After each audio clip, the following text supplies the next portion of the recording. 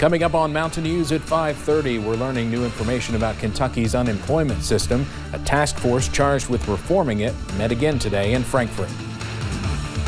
And a pantry in Floyd County gets help from a business to expand and provide more food for those in need. Today is just the first of several days with rain chances in the forecast. I'll have the latest on how much and when we could finally see it move out coming up right now at 5:30. Dedicated to Southern and Eastern Kentucky, this is WYMT Mountain News at 5:30. Good evening, I'm Steve Hensley. A food pantry in Floyd County is growing and has outgrown its original storage building. WYMT's Dakota Makris explains how Lowe's stepped up to help out. Piece by piece, helping Open Door Community Pantry reach more people in the community. We're going to be able to keep more food and we'll have more folks coming. The pantry began last June, starting out with 75 families, but it served 155 families just last month. Each month it gets more and more. And our building, we have to move things around so much to try to accommodate, to keep more stuff in there. Volunteers saying they go to Lowe's often. That is where a conversation began about needing a new storage building. The Pikeville Lowe's stepped in and chose the pantry to be a part of Lowe's Heroes. Tried to do it once a year. COVID kind of hindered it last year. This is the first year we got to do it since COVID. Folks with Lowe's will build a brand new 16 by 16 storage building, hoping to finish it by Monday. Well, it makes us so proud. I mean, we love to help people in the community and just like to see them, you know, it's just a win for us. We love it. Looking to fill the building with more food, ready to distribute to people in the community regardless of income. We're not here to judge people because that's what we shouldn't do, judge anyone. We never know when there's someone in need, someone that's been working all their whole life and then all of a sudden they're laid off. And even they just don't know what to do. So we're thankful we've had those people come through. Continuing their mission, one meal at a time. In Floyd County, Dakota Makris, WYMT Mountain News. Food distribution is the third Monday of each month from 5:30 until 7:30 p.m.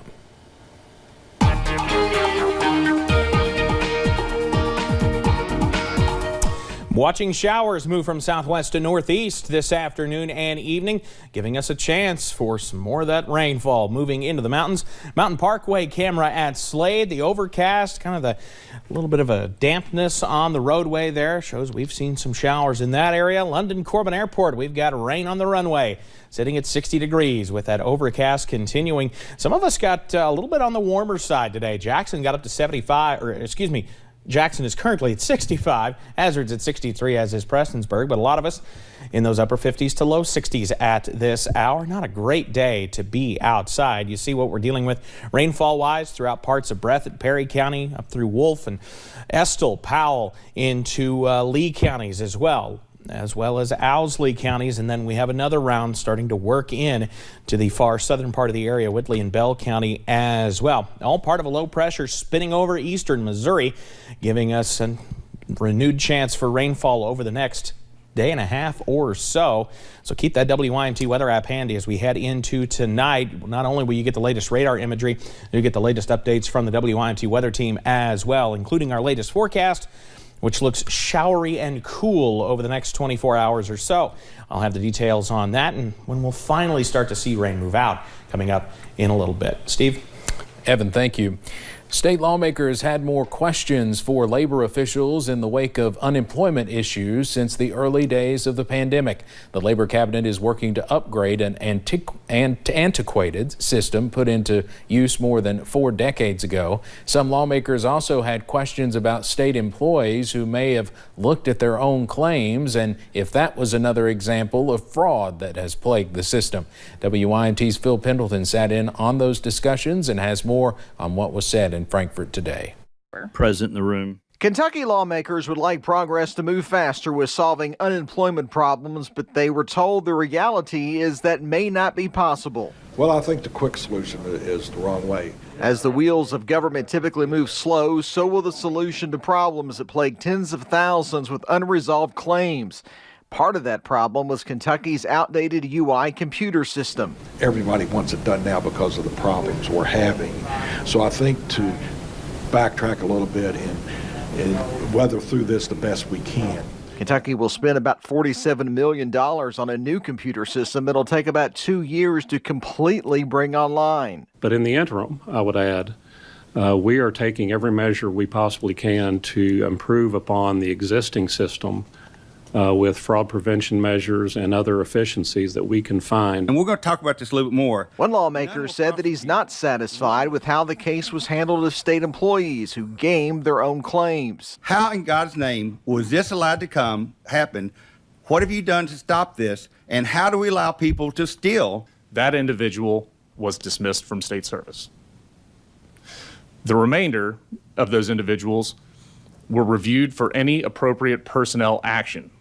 The individuals that were disciplined, several of them were disciplined because they had filed a claim, had access to the UI system, and looked at their own claim. Labor cabinet officials say they can't prosecute, but they did refer the matter to law enforcement. In Frankfort, Phil Pendleton, WYMT Mountain News. State labor cabinet officials say they are making a lot of progress on backlog claims and are currently going through about 3,000 every week. Throughout the pandemic, many music venues had to shut their doors, including the Renfro Valley Entertainment Center in Rockcastle County. Kentucky's country music capital is having its return show on November 5th, and organizers say it would not have been possible without support from the community. The owners of the venue are excited to share with the public their upcoming plans. Confederate Railroad going to be here on the 5th, and the Renegades will be opening up. They're always a fan favorite opener. We're having happy hour starting early so people can come see the newly renovated barn. And you can look up the full list of upcoming performers on our website at WYMT.com. The trial for a Louisville police officer charged with wanton endangerment is not happening until next year, but the jury may get a look at Breonna Taylor's apartment during the trial.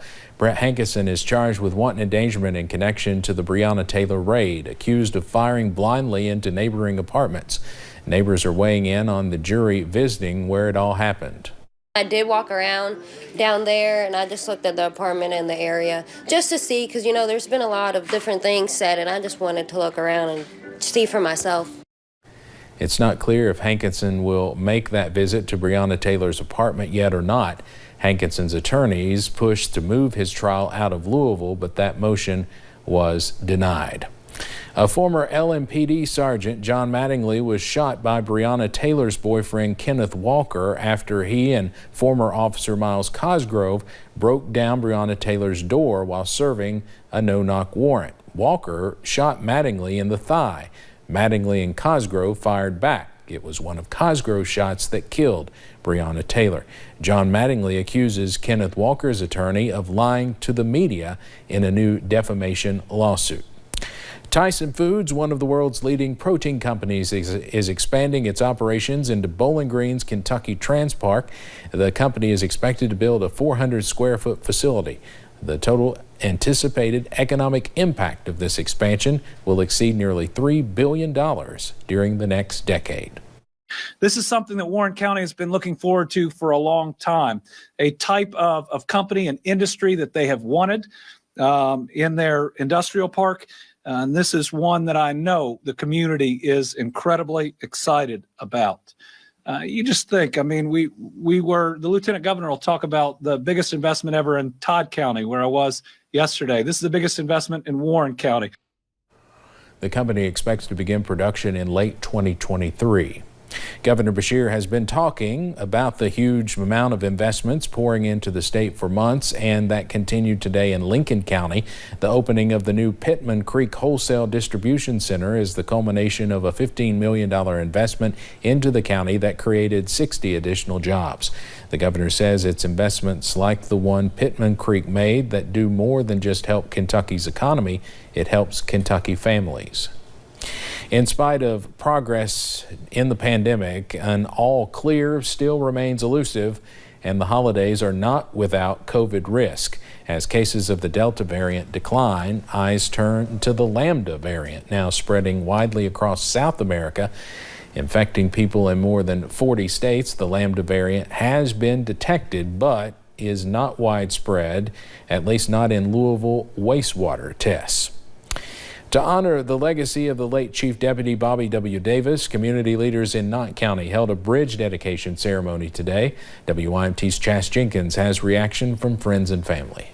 An idea brought on by the county's fiscal court, commemorating a fallen officer. You know, this is small to actually what he did, the price he paid over the years to serve Knott County. With the ceremony, participants found respectful. It was pleasing to see all of his friends and family come out, that were able to come out. I love that they would be able to tell testament about his character, and that just made me really proud to be his daughter. All while honoring the career and legacy of Chief Deputy Bobby W. Jacobs. I think he was a very good officer. Bobby had people skills. I mean, he could tend to have conversation with people at all different levels. That's definitely a big plus in law enforcement because you do encounter people in all different situations. He always joked he was the pillar of the community. He was an outstanding officer, the best father a girl could ask for, a great friend. I don't think there was anybody that didn't like him. Using the bridge next to Jacobs' home to solidify his memory. I think he would be very proud and happy to know that we are honoring him in this way, and it's something to be here for everybody to see for days and years to come. A powerful statement through a simple gesture. In Knott County, Chas Jenkins, WYMT Mountain News. Jacobs says she is thankful for everyone who came out and attended the ceremony. Today marks National First Responders Appreciation Day. It's a day to recognize the heroic men and women who make it their lifestyle to take immediate action when disaster strikes. Whether you have had an emergency or not, we just wanted to take a moment to appreciate the dangerous and difficult work that they do every day. Coming up on Mountain News at 5:30, the federal fight against climate change heats up, how oil and gas industry leaders are handling a multi-trillion-dollar effort to go green. And plenty of showers have moved through today, and plenty more are on the way for the close of the work week. I'll have the latest straight ahead.